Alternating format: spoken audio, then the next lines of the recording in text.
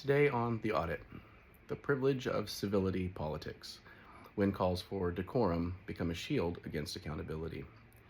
There's a phrase we hear constantly in American politics: we need more civility. And on the surface, who could disagree? We should not celebrate illness. We should not dehumanize people because of their political beliefs. We should recognize that even our opponents are human beings. But there is a problem with how civility is often discussed in American politics. Because for some people, politics is a debate. For others, politics is survival. And that difference changes everything. James Carville recently criticized public reactions to the health struggles of political figures like Mitch McConnell and Lindsey Graham. He called expressions of satisfaction or dark humor surrounding their declining health and death glee, and made clear that he does not want anyone to suffer. And again, the basic principle is understandable. No one should celebrate another person's illness or death. Political opponents are still human beings. A democracy cannot survive without some recognition of shared humanity. But this conversation reveals a deeper divide in American politics, because the people calling for civility and the people being asked to show it are often experiencing politics in completely different ways. For many Washington insiders, politics is about institutions. It's about strategy. It's about elections, negotiations, committees, and procedure. It's a contest of ideas. But for millions of Americans, politics is not an intellectual exercise. It determines whether they can access health care, whether they can have control over their own bodies, whether their families are protected, whether their communities have equal rights and equal recognition under the law. Politics is not something they watch. It's something they live. If we're going to talk about civility, we also have to honestly talk about power. Mitch McConnell's political legacy is not simply that he was a conservative senator. It is that he spent decades reshaping the federal judiciary, culminating in a Supreme Court majority that overturned Roe v. Wade. For millions of Americans, this was not an abstract constitutional debate. It changed their lived reality. It changed who had authority over deeply personal medical decisions. It changed the relationship between patients, doctors, and government. Supporters of these decisions see them as a victory for their interpretation of constitutional principles. Those who oppose them often experience them as government intervention into the most intimate parts of their lives. Those are competing political perspectives, but they're not equally experienced. Because one side debates the consequences, the other side lives them. The same divide exists debating around Lindsey Graham's political career. For many LGBTQ Americans, debates over protections, recognition, and equality are not simply legislative arguments. They're questions about safety, about dignity, about whether their rights are secure. These are not theoretical disagreements. They are decisions made by people in power that affect the lives of people without power. And that disparity in power matters a lot. Because people do not experience political consequences through polling numbers or cable news debates. They experience them through their families, their healthcare, their workplaces, and their daily lives. This is the deeper divide behind the civility argument. Political leaders often experience policy intellectually. They analyze it, they debate it, they measure it. They discuss it through polling, messaging, and electoral strategy.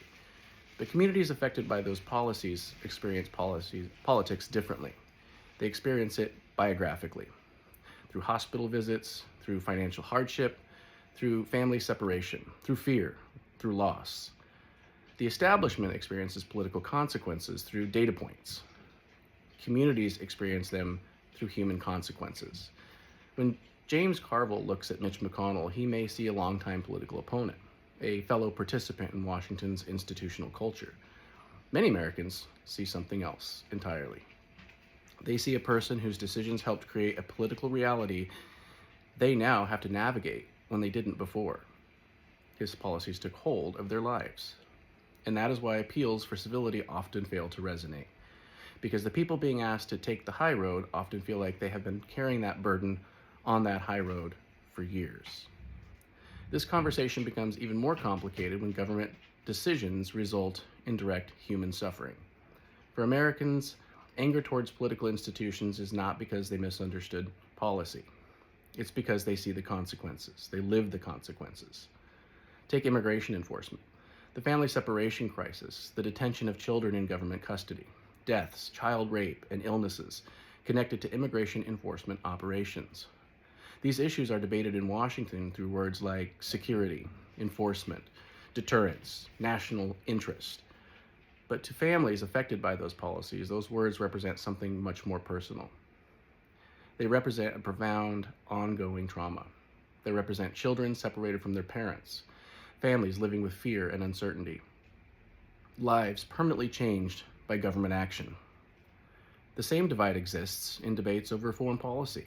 The war in Gaza has produced worldwide outrage over the enormous civilian toll, including the deaths of tens of thousands of children, reported by humanitarian organizations and international observers. For governments, these conflicts are often discussed through the language of strategy, alliances, security, geopolitical objectives. But for millions watching civilians suffer, the question is much more fundamental. What responsibility do powerful nations have when their decisions contribute to human suffering? Again, the divide is not simply political, it's experiential. Those closest to power see strategy. Those affected by power experience consequences. This is where many Americans reject what they perceive as virtue signaling from the political elites like James Carville and Hakeem Jeffries. The objective is not to not have compassion. Compassion is necessary. The objection is to compassion that appears selective. Americans are often told, be careful with your words, lower the temperature, show respect, remember that everyone is human. And those things matter. But how many Americans have watched their own suffering be dismissed as necessary, exaggerated, politically inconvenient? They watch communities demand action while institutions defend process. They watch leaders ask for patience while people's lives are ruined, even ended in murder. They watch powerful figures receive the benefit of the doubt while ordinary people were told to accept the consequences. That creates resentment. And the resentment is not simply a failure of manners. It's a response to injustice. The question is not whether political opponents deserve humanity. They do. The question is whether humanity flows only upward toward the people with power, while accountability flows downward towards everyone else. A democracy requires compassion, but it also requires accountability. The people affected by political decisions cannot be expected to endlessly prioritize the emotional comfort of the people who make those decisions. If political leaders and institutional voices want a culture of grace and mutual respect, that begins with recognizing why so many Americans no longer accept lectures about tone from people insulated from the consequences of power. The average American is not rejecting civility because they hate democracy. They're rejecting a version of civility that asks them to remain quiet while their rights, security, and communities are treated as negotiable. The highest form of political morality is not protecting powerful people from uncomfortable criticisms in life or in death. It is recognizing that the people affected by power deserve empathy, dignity, and accountability too. Because without accountability, civility becomes nothing more than a shield protecting the comfortable from the consequences of their actions. The high road cannot be a one-way street.